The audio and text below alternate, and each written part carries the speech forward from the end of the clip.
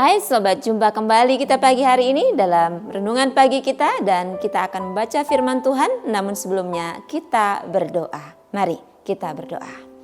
Di dalam nama-Mu Tuhan Yesus kami berdoa, kami bersyukur untuk pagi hari ini Tuhan. Terima kasih, kami akan baca firman Tuhan. Terangilah hati dan pikiran kami supaya kami memahami firman Tuhan. Dalam nama Tuhan Yesus kami berdoa.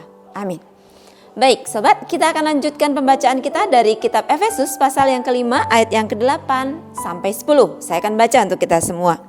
Memang dahulu kamu adalah kegelapan, tetapi sekarang kamu adalah terang di dalam Tuhan. Sebab itu hiduplah sebagai anak-anak terang, karena terang hanya berbuahkan kebaikan dan keadilan dan kebenaran. Dan ujilah apa yang berkenan kepada Tuhan. Amin. Sobat Karunian yang dikasihi oleh Tuhan, tema kita pagi hari ini adalah hidup sebagai anak-anak terang. Sobat Karunian, kegelapan tidak dapat mengalahkan terang, tetapi terang bisa mengalahkan kegelapan. Ya, ketika kita mencoba menyalakan lampu atau obor, ya kan, di tempat yang gelap, maka seketika itu sirnahlah kegelapan itu.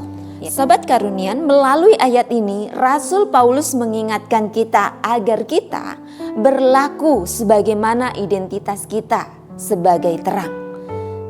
Jika ada orang yang mengaku hidupnya dalam terang, ya, tetapi nyata hidupnya tidak membuahkan kebaikan, maka pernyataannya itu perlu diragukan.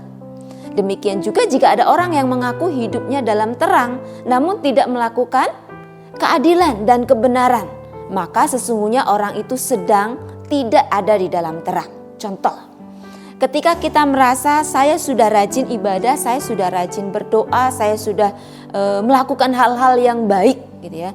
Tetapi pada kenyataannya kita masih suka berkata yang kasar, berkata yang kotor, ya kan, tidak peduli dengan orang lain dan sebagainya. Maka sesungguhnya kita belum bisa disebut sebagai anak-anak terang, karena kehidupan kita ini belum bisa menjadi contoh atau teladan bagi orang lain.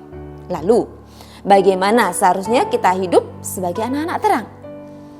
Tentunya sebagai anak-anak terang kita harus mampu mengalahkan kegelapan dunia ini melalui apa? Keteladanan hidup kita. Melalui pikiran, melalui perbuatan, serta hidup dalam iman, pengharapan, dan cinta kasih. Nah, Sobat Karunian, mari kita refleksi diri kita masing-masing. Apakah kita sudah menjadi terang? Apakah kita betul-betul sudah bisa disebut sebagai anak-anak terang? Mari kita uji diri kita sendiri. Sudahkah kita ada di dalam terang?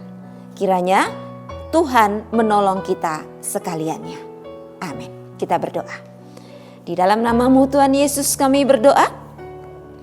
Tolong kami Tuhan supaya kami bisa menerangi orang-orang yang ada di sekitar kami dengan setiap gaya hidup kami. Terima kasih Roh Kudus, kekuatan-Mu lah yang menolong kami semua. Di dalam nama Yesus kami bersyukur untuk firman Tuhan. Amin.